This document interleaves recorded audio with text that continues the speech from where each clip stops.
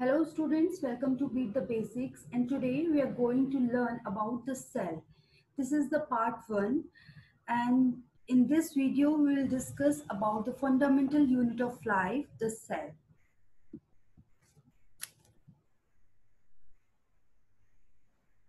All the living organisms, whether it is an animal, a bird, insect, aquatic organism, or even the microorganisms, are made up of cells. So basically, the cells are the fundamental unit of life, or we can say that the cells are structural as well as the functional unit of life. What does it mean? It means that as we know that these all organisms are made up of cells, that means the cell is the structural unit of their life, and we know that every function which is being performed inside the body of these organisms is being performed inside a cell. So we can say that the cell is the basic structural as well as the functional unit of life. Okay. So the word cell, what does the word cell mean? The word cell means a little room. One more thing, the organisms either can exist as a single cell or as a combination of multiple cells. What does that mean? It means that the organisms can be unicellular or the multicellular. So now we come to the discovery of the cell. The cell was first discovered by a scientist, Robert Hooke, in 1665. Actually, he was observing a slice of cork under a primitive microscope, and he observed some hollow spaces. We can see in this picture, these are the hollow spaces that the Robert Hooke observed, and he called these spaces the cells. Next came the Leeuwenhoek. The Leeuwenhoek in 1674 discovered the first free living cell in the pond water with the help of an improved microscope. The microscope which was comparatively advanced than the microscope used by the Robert Hooke. These days we used this kind of microscope to observe cells. This is called a compound microscope. Next is the cell theory. What was cell theory? Actually, two scientists, namely Schleiden and Schwann, introduced the cell theory for the first time. This theory is made up of two main points. First one is that a cell is the structural and functional unit of all living organisms. This thing I have already told you, that the cell is the basic unit, structural as well as the functional unit of all living organisms. Second point was all the living organisms are made up of cells. That we also know. Okay. So the cell theory postulated by Schleiden and Schwann was consisting only 2 points. Next came the Rudolf Virchow. Rudolf Virchow introduced the third point of the cell theory. What was the third point of the cell theory? It was omnis cellula e cellula. What does that mean? It means that all the cells are arising from the pre-existing cells. Means the pre-existing cells divide to form the new cells. Okay. So next is what are unicellular and the multicellular organisms. Unicellular organisms means the organisms which are made up of a single cell. Uni means single. These organisms are like amoeba, chlamydomonas, paramecium, and bacteria. Okay, while the multicellular organisms are the organisms which are made up of many cells. Multi means many.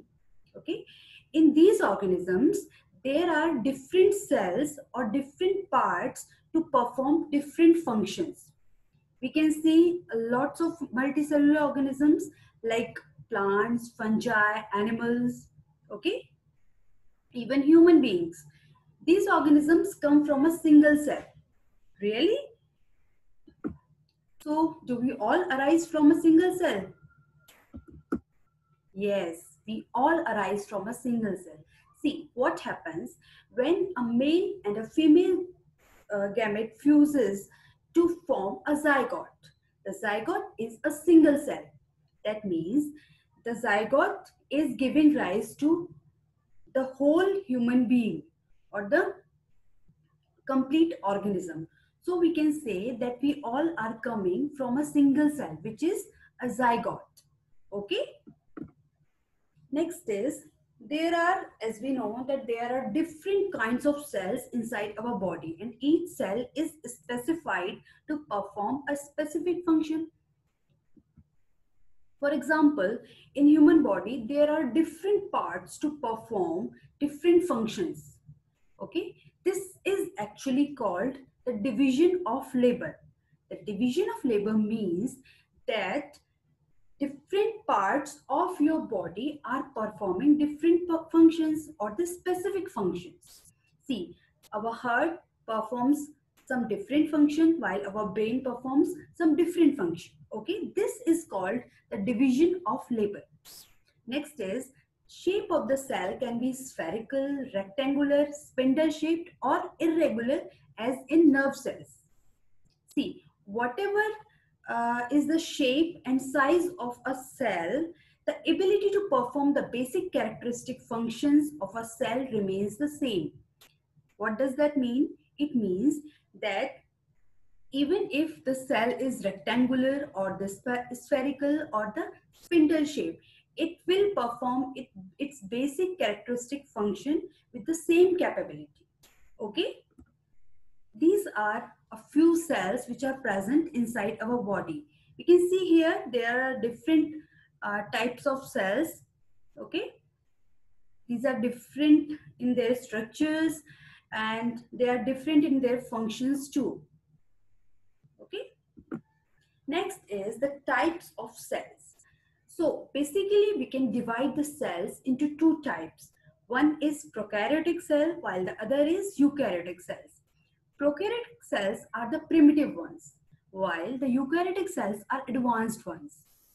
Eukaryotic cells are comparatively larger than the prokaryotic cells, and the most specific function of prokaryotic cell is that they lack a well-defined nucleus, while in eukaryotic cells there is a well-defined nucleus present.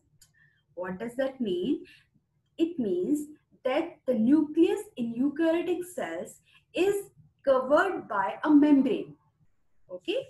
Next, in prokaryotes, there are no membrane-bound cell organelles present, while in eukaryotes, there are membrane-bound organelles present. What do you understand by membrane-bound cell organelles? The membrane-bound cell organelles are the organelles like endoplasmic reticulum, the mitochondria, the Golgi apparatus. Okay. Next is the chromosomes. Chromosomes are actually the genetic material. There is a single chromosome in prokaryotes, while in eukaryotes, there are more than one chromosome. Reproduction, if we see that in prokaryotes, the reproduction is always asexual, while in eukaryotes, the reproduction can be sexual as well as asexual. Okay, we can see in plants that the plants can multiply or reproduce through the cuttings like stems, okay, like leaves. Next is the kinds of ribosomes. In prokaryotes, there are 70 S types of ribosomes present, and in eukaryotes, there are 80 S types of ribosomes present. What do you understand by 70 S and 80 S? Actually, S stands for the sedimentation coefficient or the Swedberg unit. Okay. Next, the bacteria, blue-green algae are the examples of prokaryotes, while the plants, animals, and fungi are the examples of eukaryotic cells. This is the diagram of a eukaryotic and a prokaryotic cell. We can see the differences. Like in eukaryotes, there is a membrane-defined nucleus, well-defined nucleus, and membrane-enclosed cell organelles, while in prokaryotes, there is no well-defined nucleus. There are no membrane-bound cell organelles. Okay. The cell membrane and the DNA is present in both. Ribosome is also present in eukaryotes as well as in prokaryotes. But As I told you that in eukaryotes, the ribosome is of 80S type, while in prokaryotes, ribosome is of 70S type. Next, today's question is, there is someone who does not actually obey the cell theory. Who is that? You have to answer in the comment section, and yes, please do subscribe. Thank you.